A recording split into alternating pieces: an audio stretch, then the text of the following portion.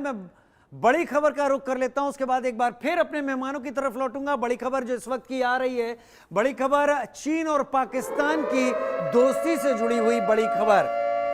बहुत अच्छे दोस्त एक दूसरे को मानते हैं, लेकिन इसमें दरार भी दिख रही है। सुरक्षा को लेकर पाकिस्तान से नाराज हो गया है चीन के लिए पाकिस्तान में रहना अब सुरक्षित नहीं, ऐसा मानना है। स्थिरता और सुरक्षा पर ध्यान दे पाकिस्तान। बगैर सुरक्षा के पाकिस्तान में विकास संभव नहीं, क्योंकि दर्द चीन को इस बात का हो रहा है कि बलूचिस्तान में बलोच हमला कर रहे हैं उन चीनी नागरिकों पर जो वहां पर आकर सीपीसी का काम, सीपेक का काम वहां पर चलवा रहे हैं और वहां पर रहते हैं, लिहाजा उन पर वो बलोच हमले करते हैं और वो चीज़ सुरक्षा देने में पाकिस्तान संभव नहीं है। बगैर सुरक्षा के पाकिस्तान का विकास संभव नहीं है। अब यहाँ पर जो भस्मासुर पाकिस्तान ने पैदा किया था, कभी TTP Taliban, good bad Taliban में उलझा पाकिस्तान, कभी उसने भारत के खिलाफ आतंकवादियों को बढ़ाया तो वो उसके लिए अपने नागरिक हो गए और भारत के खिलाफ लड़ने वाले वो जांबाज कहलाने लगे पाकिस्तान के नज़र में, और अब वो पाकिस्तान को ही वहाँ पर डस रहे हैं। तो लिहाजा चीन को लग रहा है कि यहाँ पर सुरक्षा नहीं है और उसकी बात अब पाकिस्तान करे। संजीव जी, मैं पाकिस्तान की इन मजबूरियों पर सवाल नहीं रखना चाहता जो चीन पाकिस्तान के बीच में उलझ रही हैं। ये होना ही था, ये सारी चीज़ें वहाँ पर लोगों का रिटेलिएशन है, रिएक्शन है। लेकिन भारत और पाकिस्तान के बीच में पीओके एलओसी के जरिए बटा हुआ है। पाकिस्तान एक्टिविटीज़ भारत में करवाता है। पाकिस्तान का वेस्टर्न फ्रंट इस वक्त अफगानिस्तान के साथ उलझा हुआ है। अफगान वहां पर आते हैं, पाकिस्तान को हिट करते हैं, वापस चले जाते हैं। पाकिस्तान की फोर्स कम है, पाकिस्तान ने वहां पर अपनी फोर्स लगाई।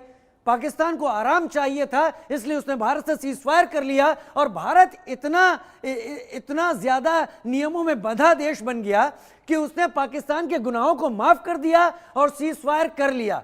अब उसका खामियाजा भारत भुगत रहा है जब वहां से लोग आकर हमला करते हैं। पीओके तो बाद में मिलेगा। संजीव जी, ये सीज फायर किसने जारी रखा हुआ है? क्या इंटरनेशनल डिप्लोमेसी इसको अलाउ करती है? पाकिस्तान को तो फायदा है इसमें।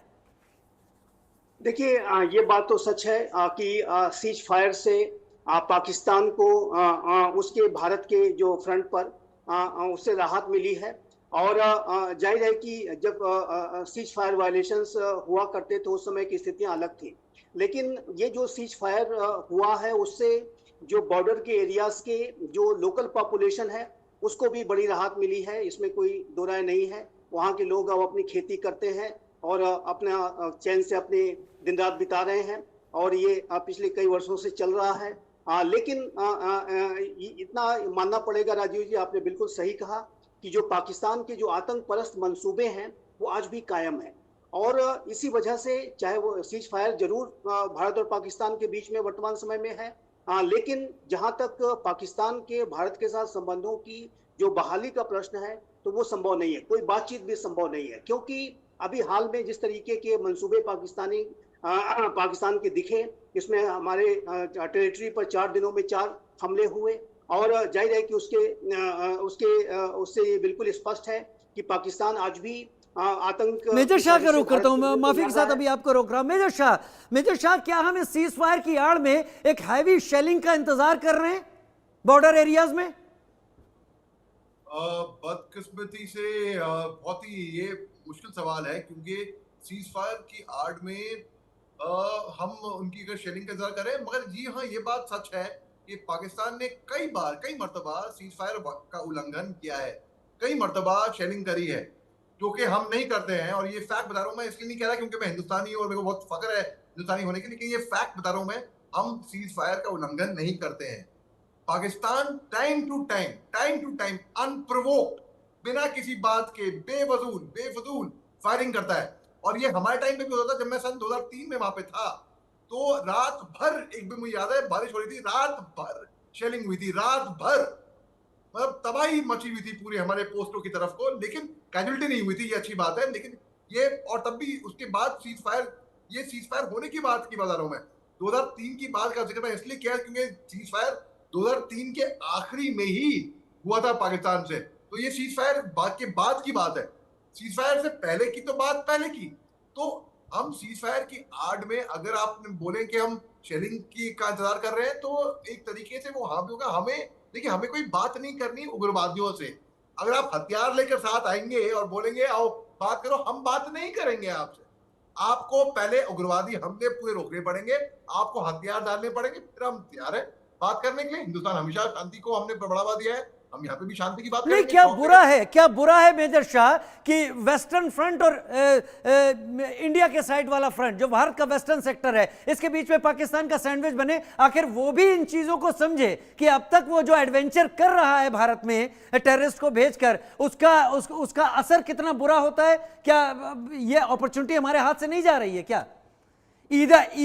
इधर आप ब्लड वहां पर झेलें अपनी टेरिटरी में, या ब्लड वहां पर हो, कहीं तो तय करना होगा भारत को। हम प्रीच करते रहे, वो हमला करते रहे, तो पीओके तो उसी हालत में रहेगा। सॉरी, मैं आपको ज्यादा देर तक रोक गया। नहीं कोई बात नहीं। अब मैं आपकी भावनाएं बिल्कुल समझता हूं और बहुत कदर करता हूं आपकी भावनाओं की। बिल्कुल, ये किसी भी जो भी देशभक्त होगा सबको यही भावना होगी, अरे क्यों ना हो, सबको होगी। लेकिन देखिए ऊपर के लेवल के जो लोग हैं, जो निर्णय ले रहे हैं, जो मिनिस्ट्री में बैठे हैं, वो स्ट्रेटेजिकली सब कुछ प्लान कर रहे हैं ऊपर के लेवल के। तो ऊपर से जो हमें डिसीजन आता है, तो ऑन ग्राउंड जो आदमी इंसान होता है, जो आ रहा हूं संजीव जी, आ रहा हूं संजीव जी, आप मेजर साहब पूरी कीजिए बात। वो एग्जीक्यूट करता है अपने ऑर्डर्स अपने तरीके से। और जो फौजी जो होता है वो तो अपनी जान की परवाह ना करके, अपनी जान की बाजी लगाकर, अपनी जान पे करे बगैर वो वहां पे सर्विस करता है। तो बिल्कुल इस पे तो कोई शक की बात है ही नहीं। चलिए एक बड़ी खबर का रुख कर लेते हैं, और उसके साथ मैं संजीव जी का रुख करूंगा। संजीव जी, मेरा भी सवाल होगा, उसका सवाल का जवाब आप जरूर दीजिएगा, क्योंकि सवाल बहुत वजह वाला है जो मैं रखना चाहूंगा आपके सामने। लेकिन चीन ने पाकिस्तान के साथ रिश्तों की अहमियत अब घटा दी है, जो पता चल रहा है। चीन के लिए पाकिस्तान अब सर्वोच्च प्राथमिकता नहीं रहा। पाकिस्तान में चीन के कई प्रोजेक्ट पर काम रुका।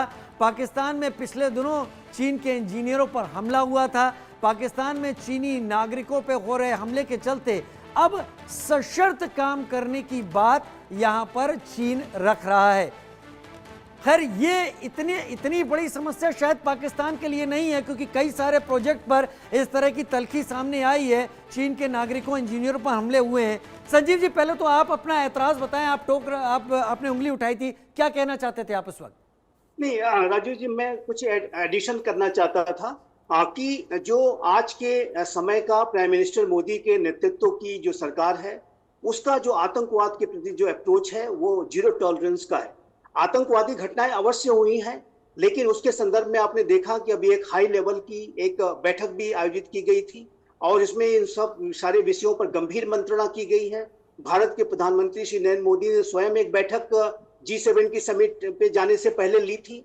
और मेरा ऐसा मानना है, मेरा ऐसा विश्वास है कि जो आतंकी जिन्होंने इस तरह की घटनाओं को अंजाम दिया है, उनको उनके कर्मों की सजा जो है अवश्य मिलेगी, और इसका जो करारा जवाब उन्हें आने वाले समय में अवश्य मिलेगा। जैसा कि हम कहते हैं कि at the time of our own choosing, तो उसकी जो कार्रवाई है उसके संदर्भ में अवश्य भारत सरकार एक्शन लेगी। मैं संजीव जी यहीं पर आपसे कहना चाहता हूं, यहीं पर आपको रोककर ये बात कहना चाहता हूं जो मैं सवाल रखना चाहता था। क्या हम बहुत ज्यादा देर नहीं कर रहे हैं? क्या हम बहुत ज्यादा इश्यू को ड्रैग नहीं कर रहे हैं? क्या हम सरदर्द का इलाज पैर दर्द की दवाई खाकर नहीं कर रहे हैं क्या? राजीव जी, इसका समय आएगा। ये जो पाकिस्तान ऑक्युपाइड कश्मीर और गिलगित बल्तिस्तान का जो भारत में विलय का जो समय है वो नजदीक आ रहा है, और उसका भारत एक एप्रोप्रिएट टाइम पर जरूर इसके बारे में कार्रवाई करेगा। मैं इसका एक दृष्टांत देता हूं। पाकिस्तान का जो दमन बांग्लादेश के ऊपर, वहां के लोगों के ऊपर बहुत ज्यादा बढ़ गया, तो एक ऐसी स्थिति आई कि जो है पूरी स्थितियों को लेकर के भारत को भी अपना एक स्टैंड लेना पड़ा। और मेरा ऐसा मानना है कि वो तो एक बांग्लादेश था, एक दूसरा राष्ट्र था, और वहां के लोग एक स्वतंत्र देश की मांग कर रहे थे। यहाँ पर तो हम अपनी टेरिटरी की मांग कर रहे हैं, लेकिन ये जो टेरिटरी है वो इलीगली ऑक्युपाइड टेरिटरी है, जो भारत की अपनी टेरिटरी है, और उसको भी भारत में विलय कराने का जो समय है वो मेरे ख्याल से नजदीक आ रहा है। और मेरा ऐसा मानना है कि जिस तरीके के हालात वहां पर दिख रहे हैं, और वहां के लोगों के अंदर जो गुस्सा है, जो सड़कों पे आकर के प्रदर्शन कर रहे हैं, उसमें चाहे वो चाइना आ जाए, चाहे कोई आ जाए, कोई उनकी जो आवाम की जो जो इच्छा है उसको कोई दमन लंबे समय तक नहीं कर सकता। मेजर साहब, मुझे और पता है कि उनकी इच्छा के ऐसी अनुसार चीजें पेपर में उनका भारत ऐड या विलय होगा। पब्लिसिटी करके या बयानबाजी करके नेताओं की ऐसी चीजें नहीं होती हैं जिस कदम की बात आप दोनों कर रहे हैं इस वक्त। लेकिन क्या हम बहुत ज्यादा इश्यू ड्रैग नहीं कर चुके हैं? और अगर पीओके भारत के साथ मेजर शाह मिलता है तो आपका डिफेंस का अनुभव आपको क्या बताता है? क्या यह इतना आसान होगा? क्या हम टू फ्रंट वॉर की तैयारी तब नहीं कर रहे होंगे? जी राजू भाई, आप बहुत बड़े अच्छे सवाल पूछते हैं। तो मैं पहली बात तो आपकी दाग देता हूँ। दूसरी बात, अगर डिफेंस पर्सनल जो अभी फौज में नहीं, अभी x defence personal I would say, जो फौज में सर्विस कर चुका है, देखिए अगर पीओके हमारे